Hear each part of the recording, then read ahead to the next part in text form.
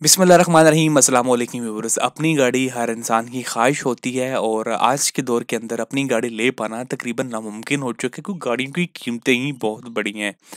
आज की वीडियो दो तरह के बंदों के लिए, एक तो वो बंदा जो मिडिल क्लास इंसान है, एक सैलरीड पर्सन है और अपनी गाड़ी लेना चाहता है, वो अफोर्ड नहीं कर सकता, वो किसी बैंक से लीज करवाना चाहता है, तो वो वीडियो ये लाजमी देखिए, उसके लिए बड़ा फ़ायदेमंद होगा कि आया बैंक से गाड़ी लेना उसके लिए फ़ायदे का सौदा है या नुकसान का सौदा है।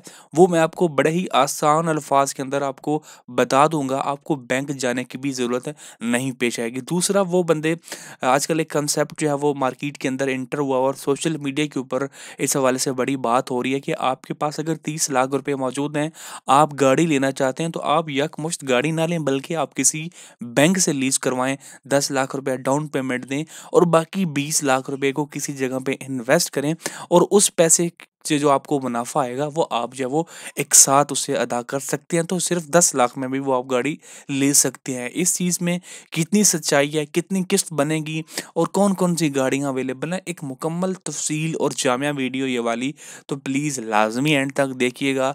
आपका कोई भी सवाल बाकी नहीं रहेगा। अगर फिर भी कोई रह जाता है तो नीचे कमेंट सेक्शन में आप लोग वो पूछ सकते हैं। आज हम जिस फाइनेंसिंग स्कीम के बारे में बात करने वाले हैं वो है मीज़ान बैंक की कार इजारा स्कीम। ये एक रिबा फ्री फाइनेंसिंग स्कीम है जो कि दमनचिंग मुशारका एक इस्लामिक का कॉन्ट्रैक्ट होता है जिसकी बेस के ऊपर काम करती है और 1 से 5 साल के लिए आप जो है वो यहाँ पे गाड़ी को लीज करवा सकते हैं। अगर आप ओवरसीज़ पाकिस्तानी हैं और आपका रोशन डिजिटल अकाउंट ओपन है तो आप जो है वो 7 साल के लिए भी लीज करवा सकते हैं। इस फाइनेंसिंग की जो की फीचर्स हैं उसके अंदर है कि आपको डाउन पेमेंट बड़ी कम अदा करनी पड़ेगी। रेंटल पेमेंट जब गाड़ी आपके पास आ जाती है और जो इस्लामिक कंसेप्ट है वो आपसे रेंट लिया जाता है गाड़ी का, क्योंकि आप अगर 30% गाड़ी का देते हैं और 70% बैंक आपकी गाड़ी का देता है तो मेजॉरिटी पोर्शन बैंक का होता है। सो बेसिकली ऑनर भी बैंक होता है, तो गाड़ी आप यूज़ कर रहे हैं तो उसका मतलब है कि आपने रेंट भी पे करना है जिसके शेयर्स आपके पास मौजूद हैं बैंक के।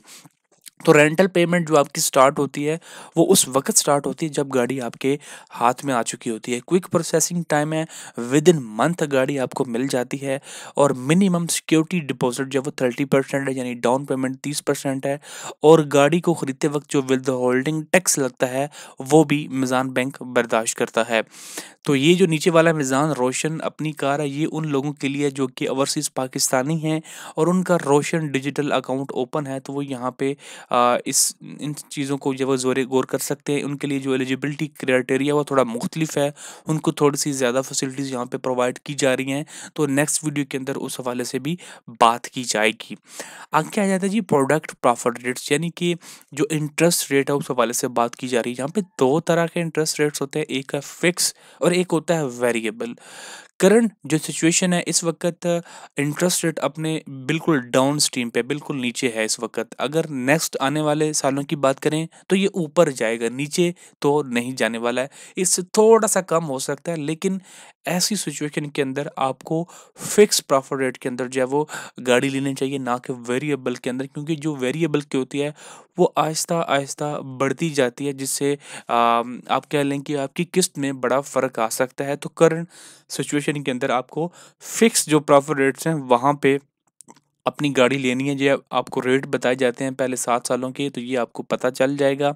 वेरिएबल के अंदर 12.43 से शुरू होती है और ये ऑन द वे अप ही जाती है। और आज का जो काइबोर रेट है वो अभी आपके सामने है, जो तकरीबन 11% के आसपास आता है। प्लस जितनी भी बैंकों से गाड़ियाँ ली जाती हैं उनके अंदर इंश्योरेंस लाजमी मौजूद होती है, चाहे वो जिस भी कंपनियों के, तो वो भी साथ में ऐड करना होता है।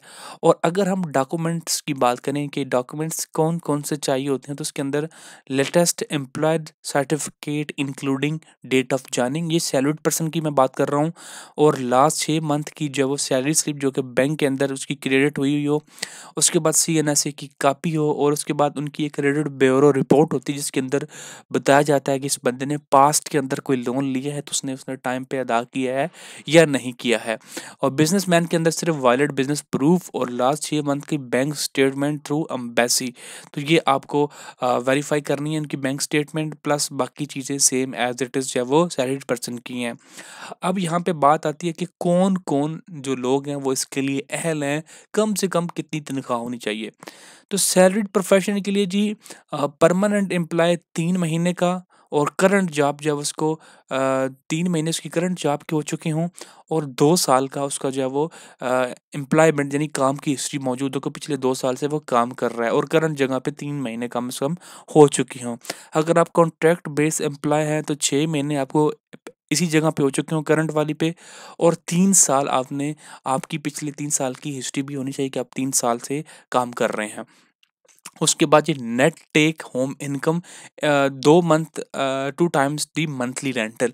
तो मतलब क्या है कि आपकी अगर किस्त बनती है 20,000 रुपये, तो आपकी जो इनकम है वो 60,000 होनी चाहिए, यानी 2 टाइम्स बिगर देन आपकी जो रेंटल है उससे ज़्यादा होनी चाहिए। उसके बाद सपोज़ कि वेरिएबल इनकम अगर आपकी वाइफ़ है तो आप उसकी इनकम को भी 50% अपने साथ क्लब करवा सकते हैं। फॉर एग्ज़ाम्पल आपकी वाइफ़ की सैलरी है 1 लाख रुपए, तो उसका 50,000 भी आपकी सैलरी के अंदर काउंट किया जाएगा। तो अगर आपकी सैलरी 1 लाख है तो वो 1.5 लाख बन जाएगी, क्योंकि आपकी स्पाउस की जो है वो सैलरी भी जो है वो यहाँ पे काउंट की जाएगी। तो यहाँ पे नीचे मेंशन भी है, in case of other loans all monthly payment including propose इजारा rental combined not to exceed 40% of net take home home income. मतलब यह है कि अगर आपने कोई और भी लोन ले रखा है तो आपकी टोटल जो इनकम है उसका 40% से ज़्यादा जो है वो एक साथ में नहीं जाना चाहिए। इस चीज़ का बैंक को भी इल्म है कि अगर बंदे की सारी इनकम जो है वो एक साथ में चली जाएगी तो वो घर के अखराजात कैसे देगा। सो ऐसी सूरत के अंदर वो पेमेंट्स में डिले आते रहेंगे, मसाइल बनते रहेंगे। तो इस चीज़ों को बैंक पहले ही इंश्योर करना चाहता है।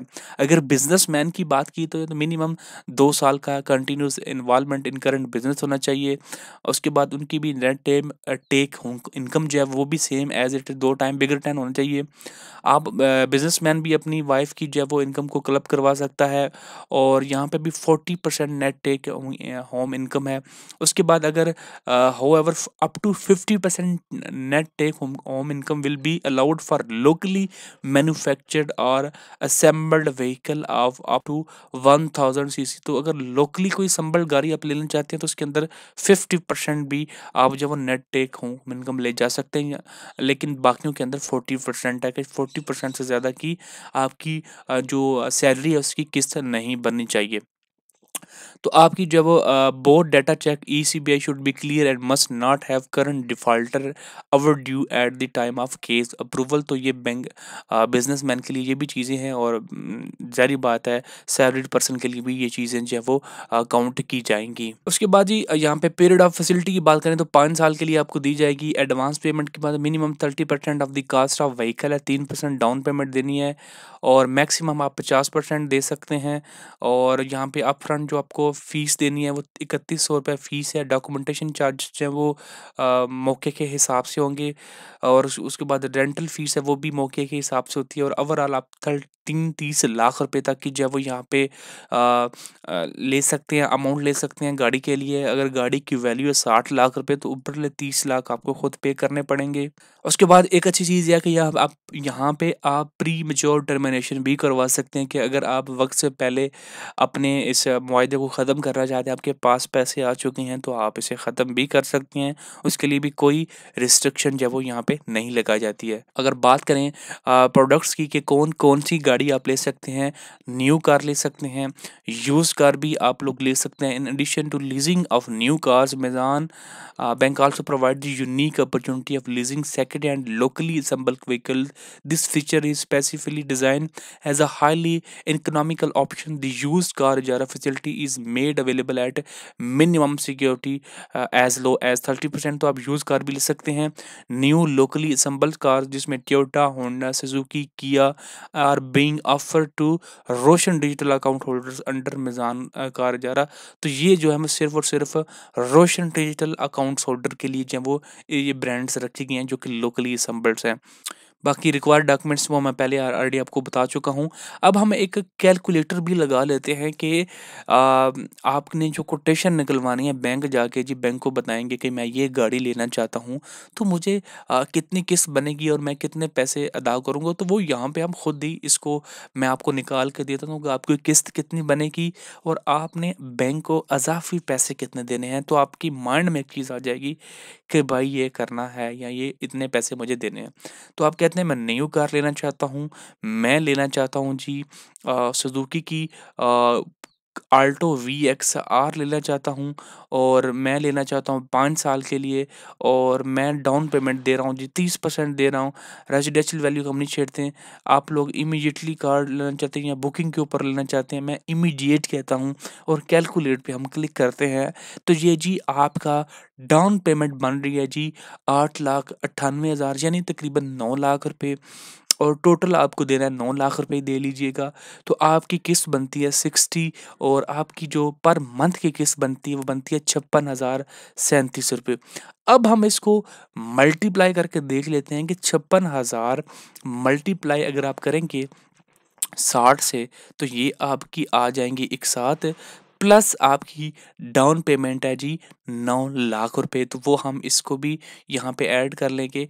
तो ये आपकी बन जाएगी 42,60,000 रुपए। अब हम बात कर लेते हैं कि गाड़ी की इस वक़्त कीमत क्या है? जी, गाड़ी है हमारे पास वीएक्सआर और वीएक्सआर की इस वक़्त कीमत है मार्केट के अंदर तकरीबन 30 लाख रुपए।